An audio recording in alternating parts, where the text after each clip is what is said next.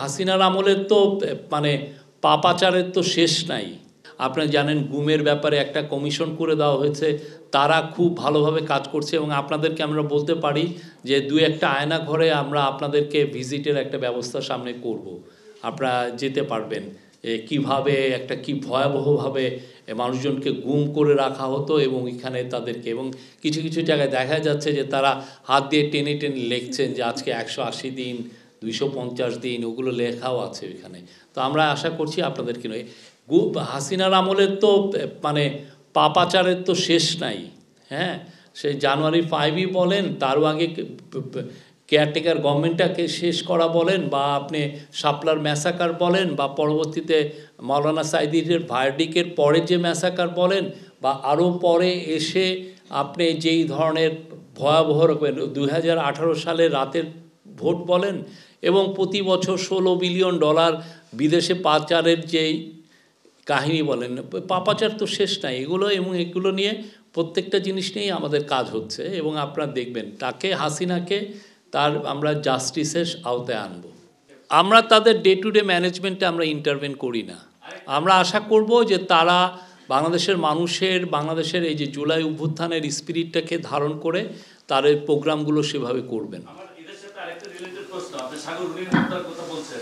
এই জুলাই আন্দোলনে আমাদের 6 জন সাংবাদিককে হত্যা করা হয়েছে এবং সাংবাদিকদের একটা পক্ষ প্রেস ক্লাবে সমাবেশ করে তাদের পক্ষে অবস্থান নিয়েছিল। সেই সকল লোকজনই কিন্তু এই যে এইসব জায়গায় কর্মরত আছে। তা আমার ওটা নিয়ে প্রশ্ন না, আমার প্রশ্ন এই 6 জন সাংবাদিক হত্যার এটার সাথে বিচার হবে।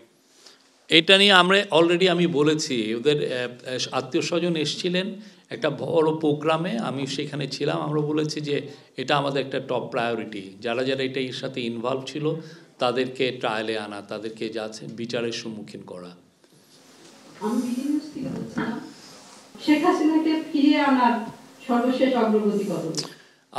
আমলাদের বিষয়ে আমাদের জনপ্রশাসন সেক্রেটারি ওনার সাথে কথা বলবেন, উনি এই বিষয়টা আসলে নিবিড়ভাবে দেখছেন। আমার মনে হয় এই প্রশ্নটা তাকে করাটা আপনার বেটার হবে। আমি এখানে এটা উনি আপডেটটা আপনাদেরকে দিতে পারবেন।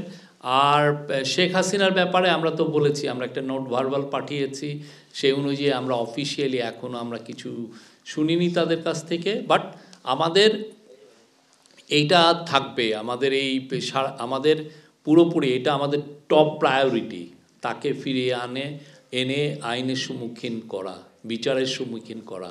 এটা একটা আমরা এটা আমাদের একটা দায়। এই জায়গাটায় কোনো এক ইঞ্চিও পিছু পাওয়া হবে না। তার সে যেই আকাম কুকাম করেছে, যে চোরতন্ত্র, যে গুমতন্ত্র জারি করেছিল সেগুলোর জন্য, এবং সেই যে গুম এবং খুন করেছে সেটার জন্য তাকে বিচারের সম্মুখীন হতে হবে। হাসিনা আপনি জানেন যে তার বাবার খুনিদেরকে পার্সু করে অনেক জায়গার থেকে নিয়ে এসে এখানে বিচার করেছেন। আমরাও তার বাবাকে উনি যেভাবে পার্সু করেছেন তার চেয়ে আরও দ্বিগুণ, আরও অনেক বেশি রিলেন্টলেসলি তাকে আমরা পার্সু করে তাকে দেশে ফিরিয়ে এনে তাকে বিচারের সম্মুখীন করা হবে।